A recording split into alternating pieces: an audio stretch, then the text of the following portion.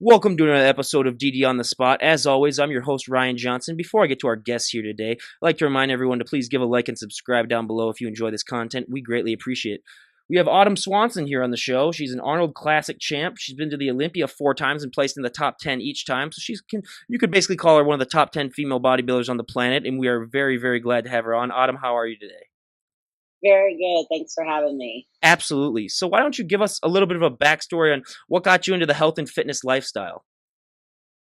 I guess it was just pretty much instilled into me. I started gymnastics when I was 3, and that also included tap and jazz dance. And as I grew up, I got into cheerleading and continued with the gymnastics, played soccer, ran track. Um, yeah, so I've been into sports for my whole life. So basically, started off, I, I remember our girling body weight exercises that we did in gymnastics. So starting off with that, and then I actually grew up right across the street from my high school, and I just had an affinity for weightlifting. I actually lifted weights with the football team and started lifting on my own outside of that. Go over there on the weekends and use the track, use the field house. I lifted weights with the girls basketball team and didn't play on it. So I just always had an affinity for weightlifting. It came easy for me. I picked it up really well. And then it's become a part of what I do now professionally. One of the things that I've always come to find from having all of our guests, especially the female bodybuilders on the show, was when you were a kid, did you automatically, just genetically wise, just have a strong look? Were you always sort of known as being a strong big kid back then, even before you started weightlifting? Yes, I can remember the boys making fun of me. And like when you're a female, when you're like, I mean, now I guess it's a good thing, but when you're a female growing up, and I can just remember like me and one of my other girlfriends, we had really muscular legs, and they just called us big legs. And like, I know that's stupid, but back then, like, you think, oh my gosh, are they that? And then you're looking around, and for the most part, girls do have little chicken legs. So it was like, oh, they really are. So I wouldn't say that I ever tried to hide them. I embraced them. But yeah, looking back, I was always, more of a mesomorph body type for sure. So I like to ask this question a little bit later, but since it's kind of already brought up, when you transitioned from being, I mean, what you were always, I mean, you might have got a hard time when you were younger for the way that you look, but was it a hard adjustment for you mentally when people started, praising you for the way that you look and saying, "Oh my God, you look great, you look amazing"? Was that hard for you to adjust mentally from being used to kind of, people might maybe giving you a hard time? Did that have a little bit of an effect on you and how to sort of take when people are giving you compliments? Oh, they still give me a hard time. I really don't feel complimentary unless I'm really close to a show where I'm super lean. Um, and at shows where other people have the same affinity as I do towards it. But no, it's definitely you got a lot of bizarre work looks, and not in a good way always. So I would say it still goes on. I don't care though. Yeah. I don't care. It's pretty comical though, that kind of stigmatism that goes on in our society. I mean, just people you don't even know will Yeah. randomly say things to you at the grocery store, and you're like, I'm not looking in your cart and calling you out on what you're getting, like, so just because I'm a fit person, you can say certain things to me. It baffles me. But I find it so comical these days, especially running around with Brent, like the things that people say that they have. It's just like, For those of you that, guys who don't know, Brent is her husband, and he is one of the biggest guys I've ever seen in my entire life. If you follow him on Instagram, he is just absolutely huge. So, and obviously, I have the same opinion too, where it's like you guys are living a health and fit lifestyle. I don't get how anyone would ever have any guts to say anything bad about that. I mean, it's like you're living your best version. It just proves, yeah, just how messed up some people can be if they think that. I mean, a lot of it is jealousy, but for me too, it's like I would never say that to anyone because they're living your healthy lifestyle, and just let people live the way they want to live. And it's like you are able to do stuff through all the working out that you do. You're able to do stuff that most people couldn't even dream of. So it's like I think a lot of people, it's just jealousy, and then that's just a whole nother topic. But think it's just not what you see every day, mhm, so, and people have no filter yeah, anymore. I get what they're saying when I walk past them, they're like, oh, you're huge. And it's like, well, like they might be huge in a fat way, but Yeah. I'm not yelling that at them. So Mm. it's just funny. I Yeah. mean, we've gotten used to it, Mhm. but I will never quote unquote fit in. But Mhm. who does, Yeah. So Exactly. So, at what point in your early days of working out and weightlifting did you realize like, hey, I could do this? I could maybe like compete in a bodybuilding show. Was it early on, or did it maybe take a while and a little bit of peer pressure to sort of get you into it? I actually was peer pressured into doing some beauty pageants. My Oh. cheerleading coach really wanted me to, and so she like signed me up, and I'm like, whatever. So I was doing some pageants, and I never, well, I won't say I didn't do well. I mean, I did okay, but I did really well in the fitness portion or swimsuit category, or this one pageant I was in, we had to do like a fitness stamina routine, so I was good at that. And then at actually a pageant, I met a girl that was eating out of her Tupperware and did this, Tina Rigdon. And I was so intrigued because I'd never seen that. I just showed up these things eating. I don't even know what I was eating, just a normal kid. And I'm just like, what is this girl doing with her water jugs and her Tupperware? Which now, I totally get. Like, she was treating it like a prep and like a show. And I just started picking her brain about it. I remember she had like really strong biceps, and I'm just like, I love her arms. And so I had never really gotten real intentional about it until I met her. And then I took it upon myself to go to a show. And I met another gal, Julie Laurie, that is actually was a top pro and everything in Kentucky as well. And she was just like, I just wanted to see if I had what it took. And, I hadn't done any kind of dieting or anything. I just brought a swimsuit to the show, and I met up with her, and she was just like, you have to do a show. And so I knew that I had potential, and I just signed up. I went and saw how they were ran and stuff. And I signed up at that time, which we still use and sell it today, Beverly International, their products. And they were giving posing clinics in Kentucky. So I would drive and go and learn about prep, learn about, different diet plans, supplements, cardio plans. Posing was the main thing. And yeah, I just continued to meet people that had been there and done that. I started off in figure just to see what it was like. And then I knew I was going to go towards fitness if things went well. And I ended up winning my class and winning the overall. It was the Northern Kentucky. It was the biggest show around. I was very discouraged by other people to even do it. And I remember I didn't even have the money to be doing it, but I had T-shirts made and went around to businesses, and I made it there, and I did really well.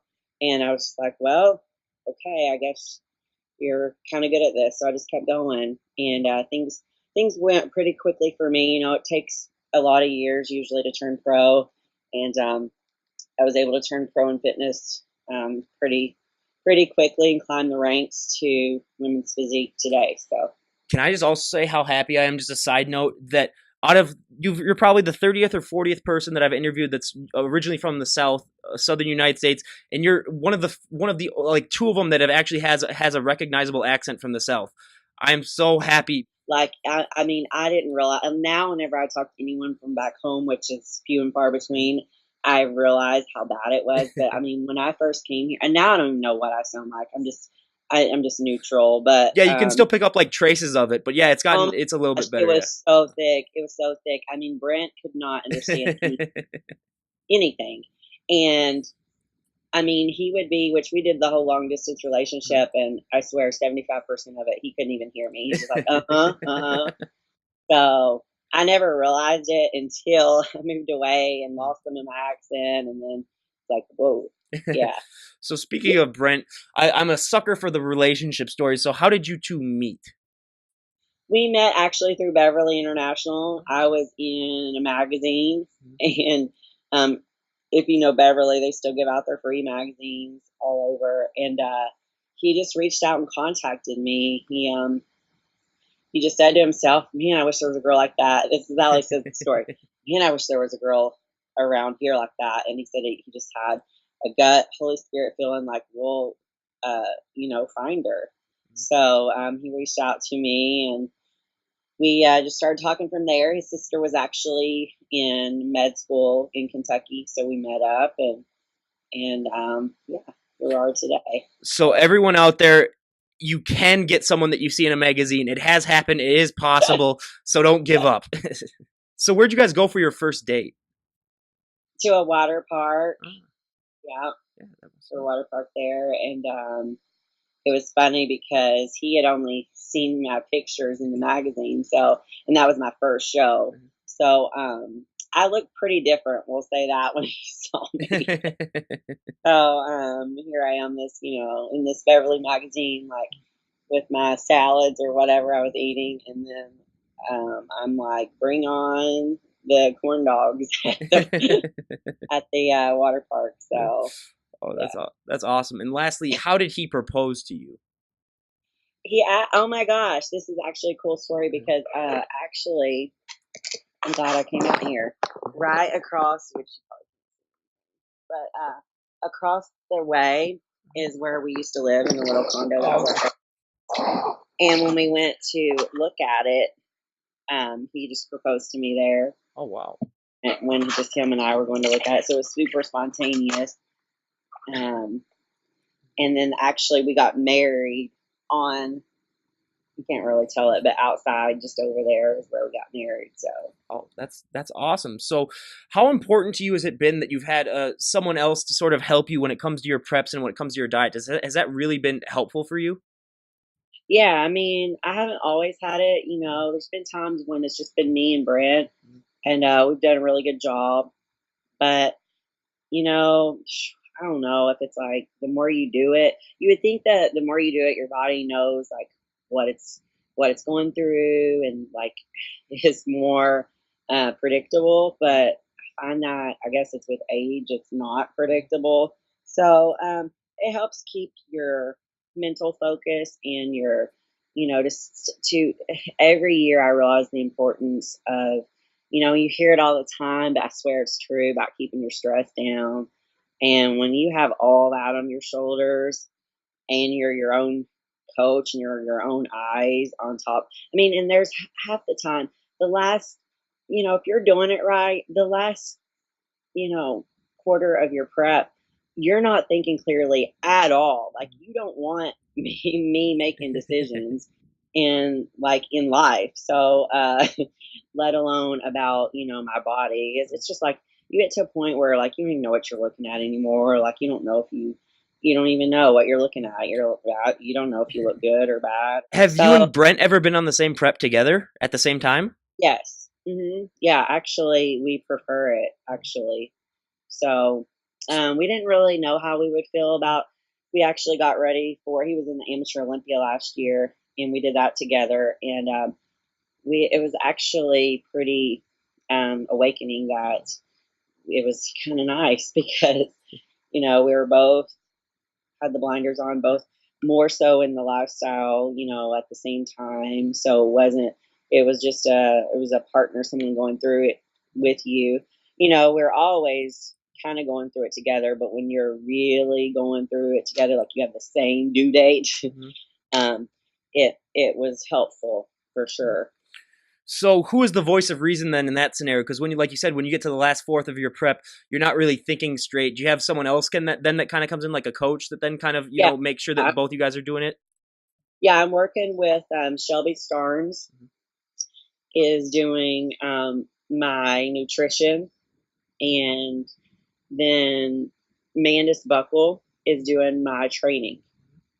That's currently, and it's working well, and I foresee it to continue to work well. So Do that's you what and we're doing. Brent ever get competitive when it comes to your guys working out, or do you find that it's just you guys are just super supportive of each other?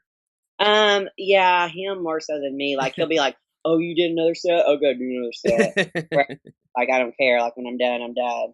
Um, yeah, he gets that way. Like, oh, well, how many did you do? So when it comes to preps, what was your first prep like? Was it just a huge shock for you, to shock to the system, or had you already sort of prepared yourself for it? What was the first prep like? Oh, the first prep was terrible because really all I remember is being so hungry. And I was a school teacher at the time. Never wanted to be a school teacher. I fell into that. That's a whole nother story. I was a high school Spanish Oh teacher. wow.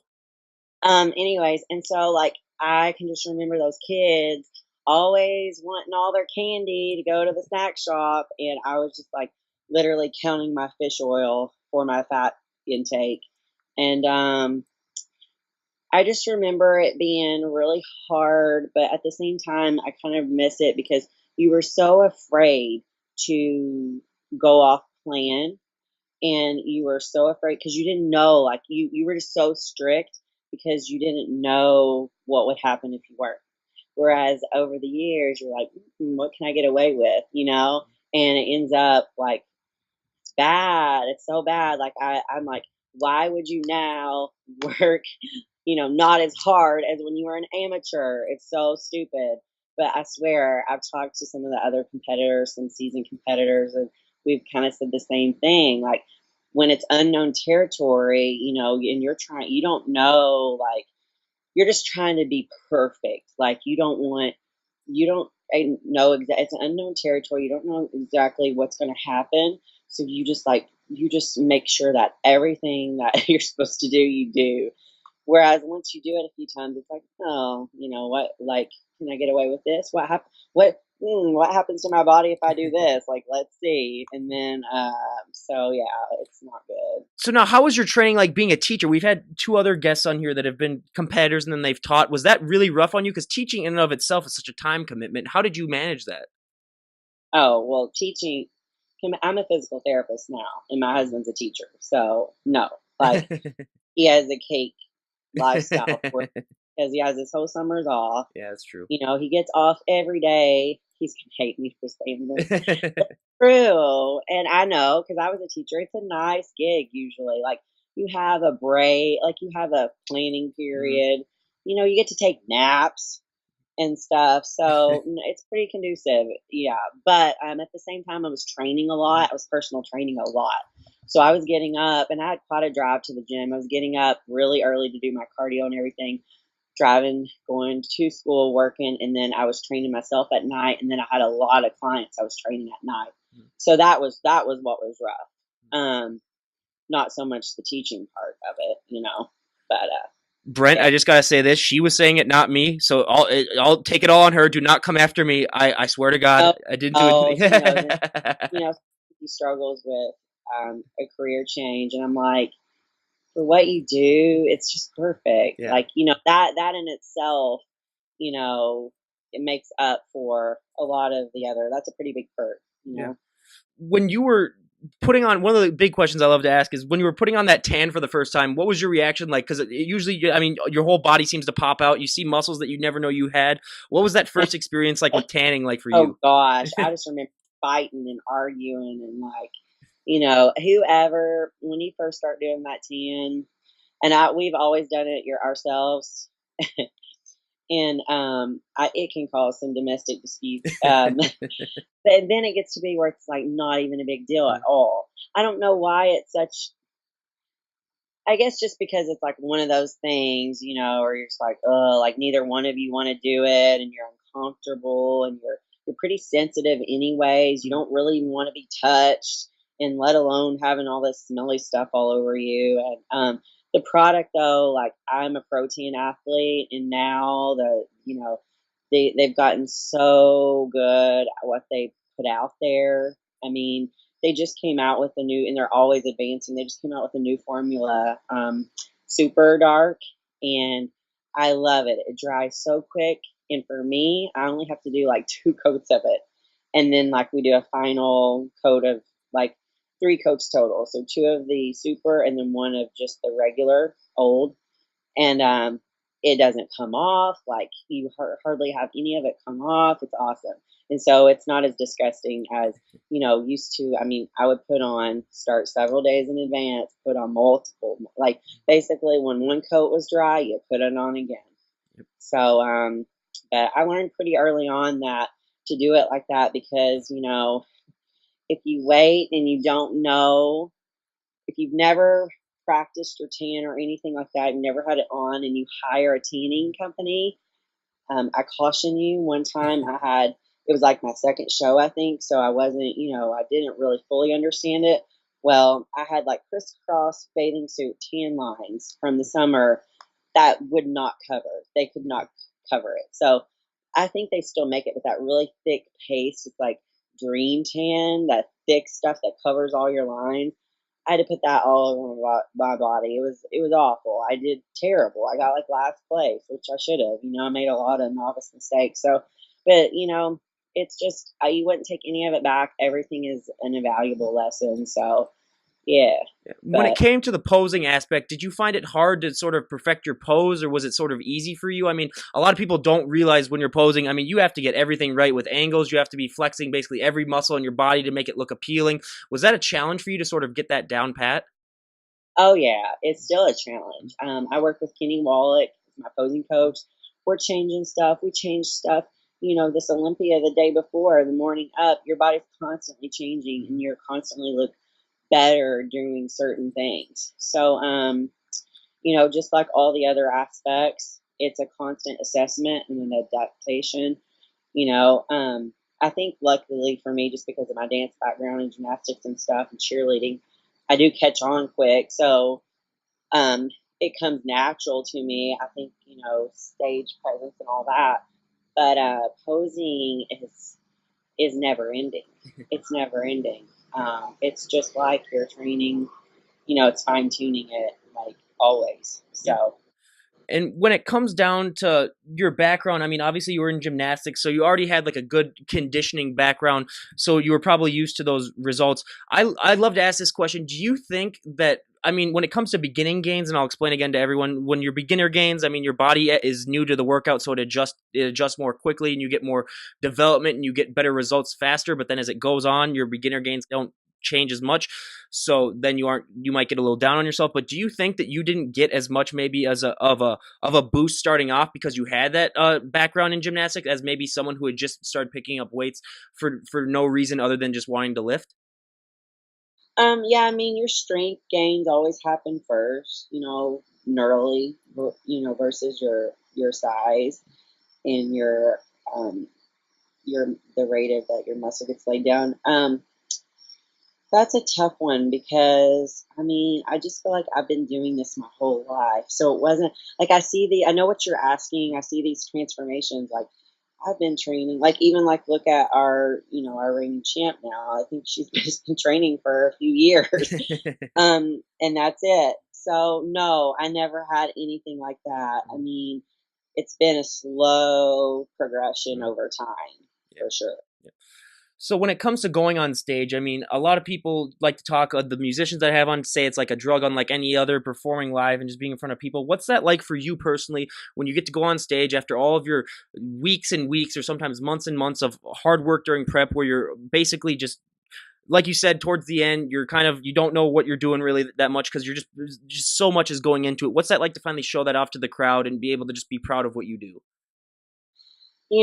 I'll say for this Olympia, this is the first time in my competitive career where I felt like I was ready before the show.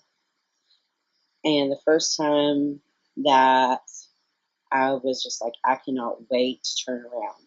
Even though I knew I wasn't going to have the most conditioned glutes there, but for me, it was the best mine had been. And that's where I always, quote unquote, lose. The dry out process for us didn't go as well as it did in Tampa. But who's to say if it did, if that would have even been a different placing? I don't know. So I was a little bit more wet than I wanted to be, but so my glute lines weren't as crisp as I had seen them in the recent past. So that was a little hard to swallow, but I don't know. Were they there in person? Maybe, because when you look at a photograph, it's so you being what you do, with lighting and angles is everything, and I'm comparing pictures. I wasn't there. It's so crazy because as a competitor, you're up there, but you don't get to see it, and so you truly never. like people will say things and I don't know if it's a good call or what. I can tell you if I watched the show, but I didn't watch the show. And then even when you watch it back, you're watching a video. Mhm. So we never, us competitors that are up there, never really even know what we showed. Mhm. We really don't. Yeah. Um, so I just know how confident I was going in, and I had a good show weekend. I felt good. This is the best I've ever felt. I'm struggling a little bit with getting sick afterwards, Mhm. like I always do, but it's nothing. Normally, it's like full blown, like now I have a cold. So, yeah, I feel pretty good, but Yeah. yeah. One of the questions I love to absolutely ask is, what is it like for you as competitors when, I mean, you put your body, people don't realize when you're at the show stage, I mean, you've sort of tricked your body into looking the way it is through diet, through all the hard work. What is it like for you mentally, sort of knowing that you're not going to be able to sustain this look for so long after? I mean, you're probably maybe going to last a few weeks after looking the way that you looked, and then your body's, you're going to gain more weight back. You're going to not look at, you're going to have your off season mode where you don't look nearly as good. How are you able to prepare yourself for knowing that, hey, I'm not this is like a 1 or 2 week thing where I'm going to look this good? Well, you say 1 to 2 weeks. I wish that were true. For me, it's literally an hour. Like in an hour, I can do a 180 for the good or 180 for the bad. I'm not even joking you. If you would have seen what I looked like when I got off the plane from Vegas, you would have been like, "Holy crap! How did she even look like she did for the Olympia?" I I changed so much, and it's so frustrating. But what are you gonna do? It's me. I'm used to it now. It's frustrating, but I've accepted it for whatever reason. This is the way God made me, and so I'm just a water retentive person. I'm gonna do better, and I am doing better. Obviously, I've had my fair share of goodies after the Olympia, but it's just the older I get, this prep, I mean, man, I've been trying to get this weight off since March and I got up to my heaviest and I just never want to see that person again. I mean, I waddled, I didn't walk, I shaped. We had an all inclusive vacation that I heavily partook in. And I mean, I was miserable on that vacation. I mean, it was like, with being sunburned and eyes rubbing. And I mean, I had like for the first time for me, like cellulite, like it was just like, who am I? What am I doing? And it you go through, you hear about starvation mode, and you know, when you go back to eating normal, you really have to gradually do it or you will self sabotage. And, that's just what I've always done. This time it was even worse. Actually had a traumatic hair incident with my hairstylist. And, anyways, that's what stemmed for me. I never would have realized that like hair was that important. But it was like I didn't even care. I was like, more food for the hair. And then I just had two problems because, I had to chop off my hair, and it's been a mess. And then also I was a fat kid. So then I was just down. And I can see why people get in that downward spiral. It's not healthy. It's so easy though to just get right wrapped up in the tornado. Mhm. And all it takes though is each day committing to your plan. Each day. And so now my plan's going to be different. And each day I'm committing. So like I've I'm setting more limitations for myself. I'm working with Shelby during the off season, and I'm really going to stick to it. I'm going to eat healthy and just more of it. But I tell you, when and I never was even a person that ever even ate sweets or anything. I was like more of a at Thanksgiving or Christmas or weddings or whatever. I always had two servings, two plates. I wanted the food. Once you start bodybuilding and you deprive yourself of all sugar and you have sugar, it's so powerful. It is so powerful. And, I see all those studies out and stuff where it shows like all the places where it lights up in your brain and with kids and how toxic it is and all this. And it is. It is. It's so true. It's so powerful. I mean, I've never done drugs, but it's like if, that's how I perceive it because you get to where you can't control, you've all of a sudden just devoured a whole pie Mhm. or cake or whatever, and you're just like, "Oh my gosh, and I want more." Mhm. It's so crazy, and from an outsider, you would be like, "How are you eating that right now?" And even, like, for me, before bodybuilding, how would you eat that? But it's so easy. It's so easy, but you just gotta like have the willpower. You just gotta have that same, at least a portion of that willpower in the off season too. I know at least for me, like my metabolism doesn't just, people are like, oh, I can just keep eating and I just keep dropping weight. No, like for me, that does not happen. So I have to really watch it if I want to continue to make progress, and I just see what all I still need to improve on. And going back to the whole drying out, if you have less fat and you just are developing that muscle, if that's what kind of tissue you have, if it's primarily muscle tissue and not fat, and if you think about a piece of meat with, marbled fat in it, that's all the space for water to accumulate too. So, the leaner I can stay year round, the drier I'll be able to get. And so I'm realizing that more and more. I mean, it's, everyone has to kind of find their way. Some people don't struggle with the off season.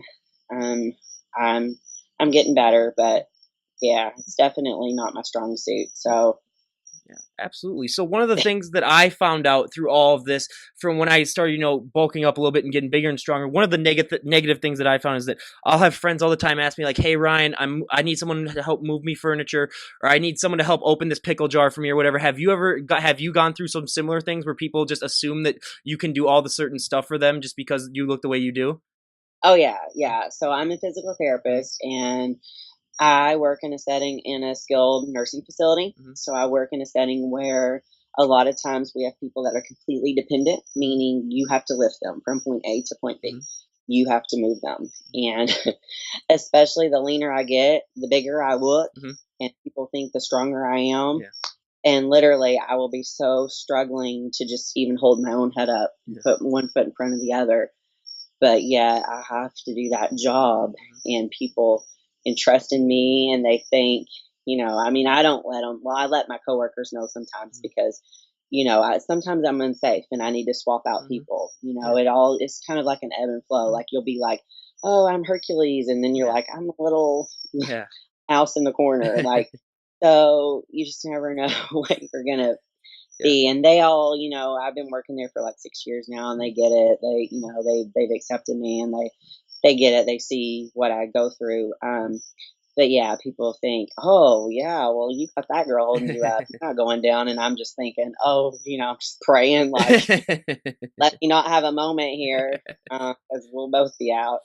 But yeah, I mean, still, I think even at my weakest, I got to realize too, though, that I'm stronger than most. Yeah, absolutely. One of the things that I love to tell a story, kind of since you were talking about physical therapy. I had a guy on from Arkansas who worked for at a children's hospice, and it was one of the saddest things ever. And he talked about how dealing with all that inspired him to get back into music. He used to be a musician, then he quit, and then just seeing all that and realizing just how lucky he was to be where he was and to go back working as a physical therapist and seeing people that, like you said, are entirely dependent on you.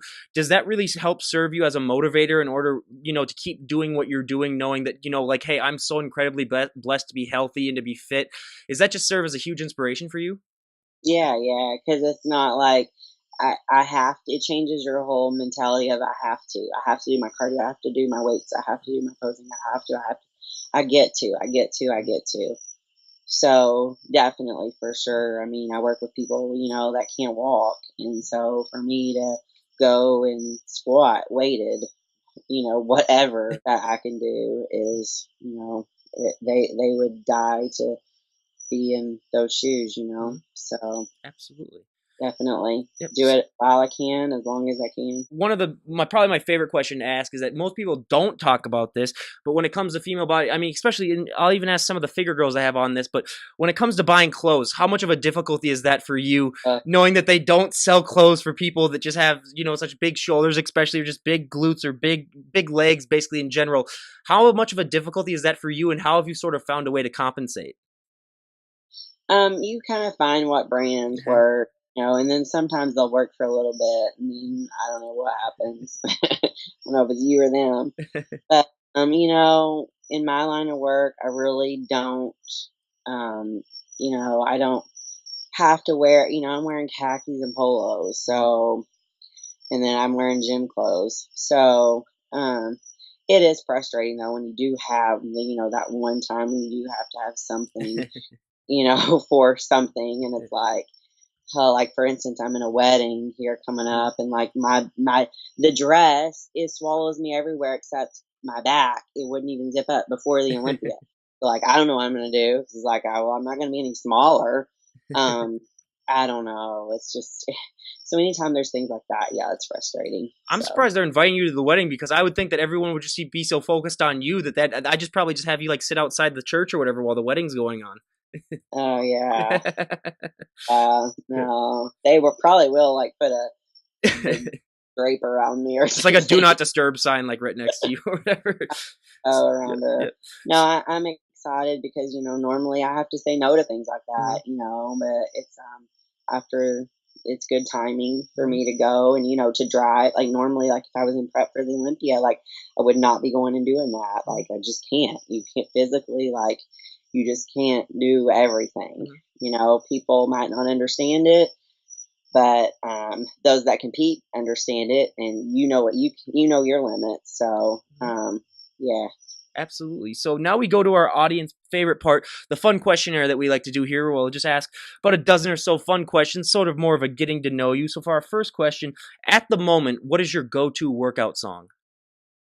Oh gosh, I don't have any. See, all these questions are gonna be boring for me. Oh, Seriously, it's all like right. Yeah. I don't have any. Mhm. Yeah, I don't have any. I don't even listen to music half the time. Like I'll bring my stuff, but like whatever's on at the gym, which is usually like old bad songs, like whatever. I just tune it out. I don't even know what's playing. But if I go in there, like sometimes, especially on a Sunday, for whatever reason, they won't have any music. I hate that.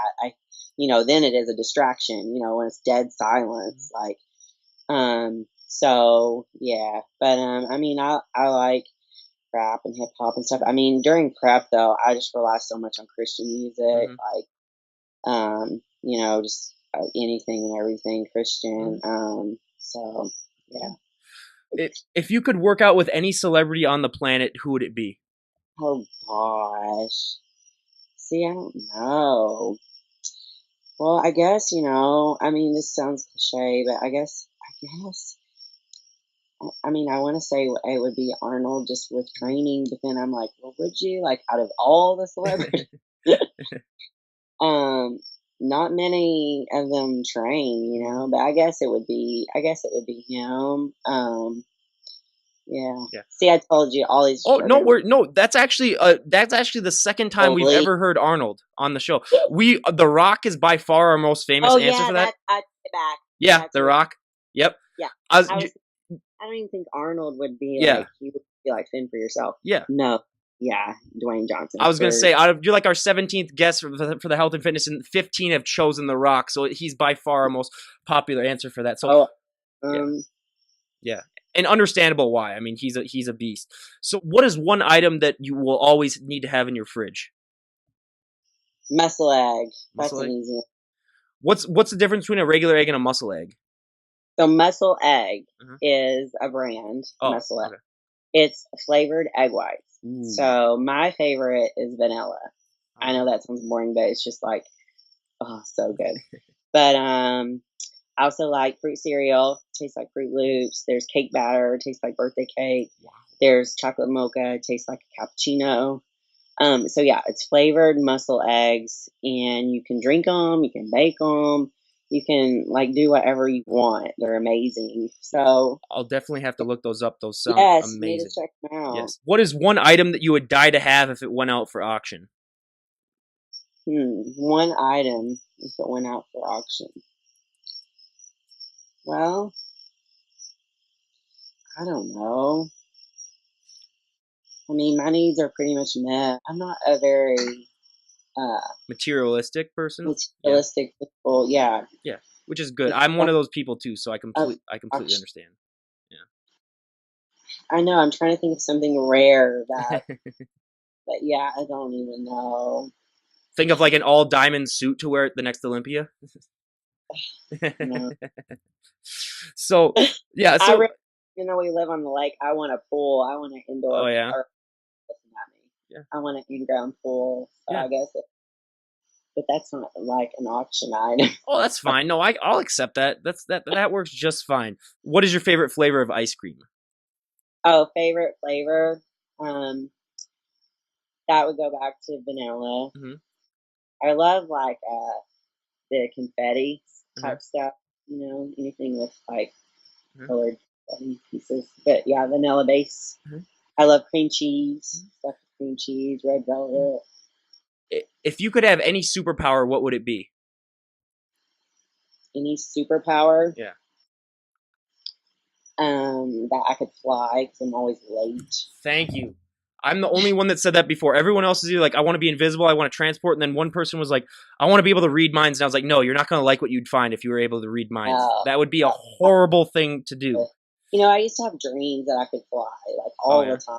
Like I probably will tonight now. That always dream too, like about water, like about like being like literally like living in water. Mhm. Like that's how we like swam around. Like that's how you mobilized. Well, you will enjoy this then because last week I had on the number one sleep specialist in the world on the podcast, and we talked about the importance of sleep, what happens. We talked a lot about dreaming. I will send you the link after we're done with this because super. We talk about dreams and like where you get them and how they come from. It was super interesting stuff. Like Oh, I cool. highly recommend it. Yeah, absolutely. So then we just have a few final questions here on this. So what is one habit you have that you wish that you could break? Um, just being late. I don't know what it is. It's like it runs in my blood. Like literally, I can take all the proactive steps to be on time for things, and no matter what, like life just happens. Like, well, this happens, well, that happened. Like, and it's like I grew up that entire way. Like, I was that family that like I was that kid that was stuck waiting at for their parents, like waiting and waiting and waiting, Mhm. and everyone feeling sorry for them. Yeah.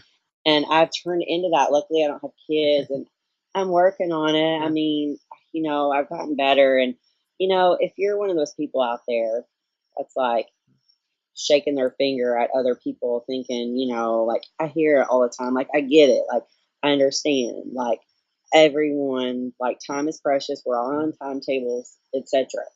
But do realize that these people that are trying their best, that have all this going on, it all stems from I have too much going on. I Mhm. have too much going on. And I've said yes, and I've made my schedule. I'm the only one that, has to blame. Mhm. But, so often it was always like thrown up to me like, oh, you're just not respected. Like it's selfish and you're not respecting other people and all this. No, these people, like, unless they're just total buttholes, like, they're not trying to be late. They're just really struggling. And Absolutely. that's something that does not come easy for me. I wasn't raised, those kids that were always like 15, 30 minutes early for Yep. everything. They were That's like, me. bro, like, I wish I was raised like that, but I wasn't. Yeah. And it's like, I don't know anymore. It's just like sometimes I'm just like I just give up because literally I will try my absolute hardest and I will think there is no way I'm going to miss this or be late or whatever, and life will happen and this will happen that, and then you're just giving excuses and you're just like, well, I'm just gonna just shut up and I'm the late one. Yeah, if it's one thing that this podcast really taught me, it's patience, dealing with people and all of their schedules. So, absolutely, I completely understand where you're coming from. And lastly, for the questionnaire, if there's one thing that you could change about the sport of bodybuilding, what would it be? Oh gosh. For me, Yeah. what I would say for sure is, you know, to bring women's physique back like Yes. it was when I won, Mhm. because people want to say, "Oh, just bring your conditioning that you." No, I'm leaner now than when I won the Arnold. It's different. It's a different game. You know, I I'm just now getting to where like I can see a hint of glute flickering in lines and stuff, and so I'm happy with that. But I've never had separation and striation back there. That's it's mandatory now if you're going to do well. So it leaves people like me in a real hard position because I think I had my body fat tested like I think 2 weeks out from Mhm. the show, and I had like 3 pounds of fat, like 3 pounds, like on my Jeez. whole body, and I know it's accurate. Um, Holy crap. yeah, yeah. So So you my were like thing, at 2% body fat basically? so it's like it's just crazy, and I mean these girls just they keep getting, the fact that I am too fat. Oh my The god. fact that, I'm still a top Olympian and everything, but the fact that I'm still too fat, within quotes, to make it to the top of the Olympia.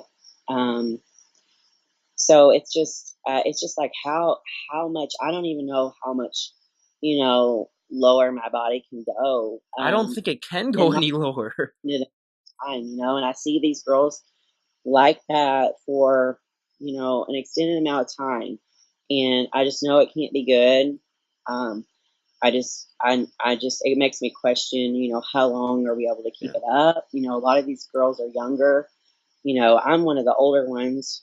Mhm. But it's just like, the direction of the sport just is to keep getting freakier. and Yeah. and I know for me personally, like no matter how hard I can follow their exact same plan of some of these girls, and I won't look like that. So for me, always it's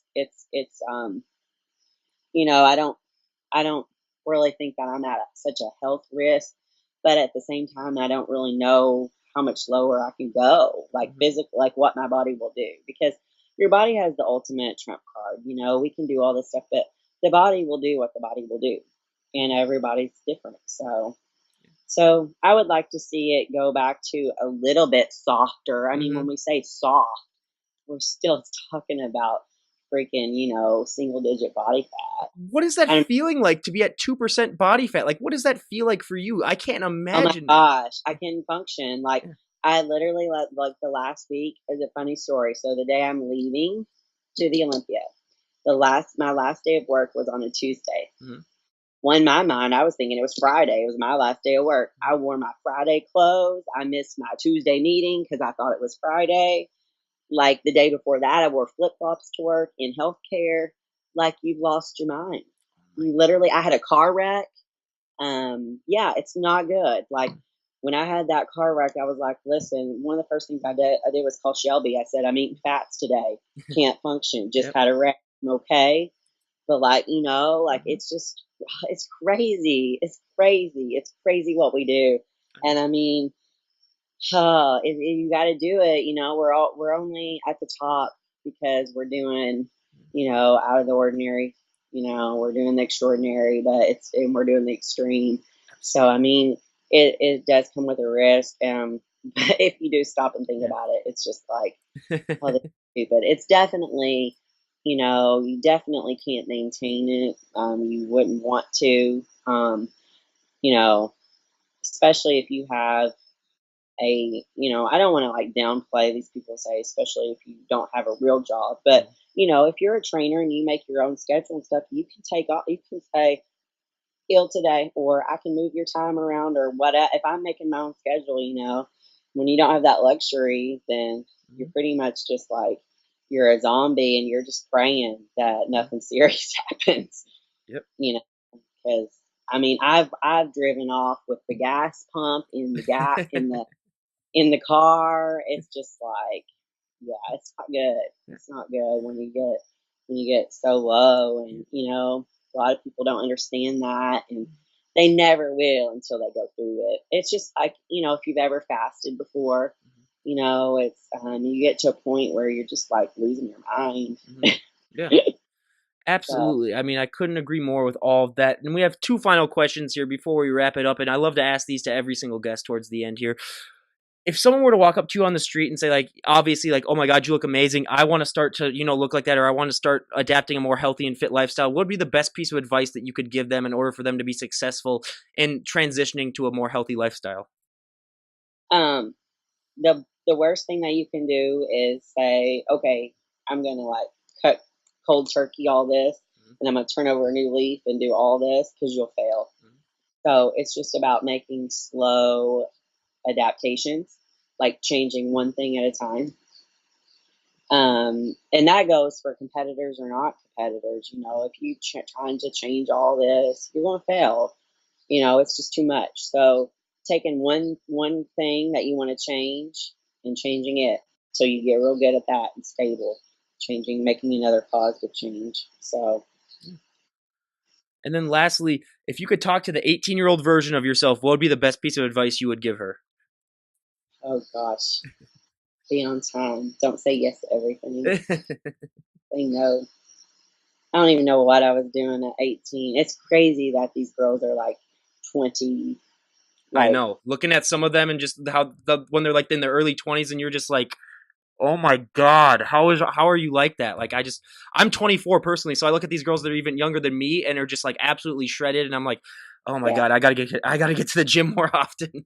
yeah. I Yeah. mean, there's something to be said about that discipline, and Mhm. they're only going to go up from here. But yeah, just maybe just trying more tactics to Mhm. be on time, because it's gonna haunt you throughout your adulthood. Mhm. Yeah. Well, So, believe me, we absolutely appreciate that you said yes to come on this show. I mean, it's been an absolute delight. And honestly, everyone go and follow Autumn on her Instagram page. I'll leave the link down below. You will see what she looked like for this Olympia. It is absolutely just mind-boggling what she looked like at the end. And even though her placing may not have been what she wanted, I mean, me personally, you were the overall winner in my opinion, just because I mean, you honestly give it all in and all out, and anyone who follows you, I think would really understand that. And we appreciate that because people like me who appreciate what you guys do but just don't put in as much of the hard work as you guys do. I mean, it's such an honor to just be able to talk to you because it's all that hard work and dedication. You guys normally don't get all the praise that you guys deserve when it comes to that. And just knowing that you have one fan, I mean, honestly, it was so great having you on, and we can't thank you enough. Is there anyone else that you'd like to give a shout out to before we wrap it up here? um, I mean, I pretty much mentioned all my sponsors, except for CJ. Cynthia James, she does my suits. Glam Competition does my jewelry. Um, New Ethics is my new supplement company that I've been using their stuff for this Olympia prep, and it's made a huge difference. I'm so excited to continue to make positive changes during the off season with them, and then bring a better package the next time I do compete. My husband, obviously, which we mentioned. Um, yeah, I think Arid Hansel is my massage therapist, as is Tasha Cobb. Those are definitely important people that help this body do what it does. Um,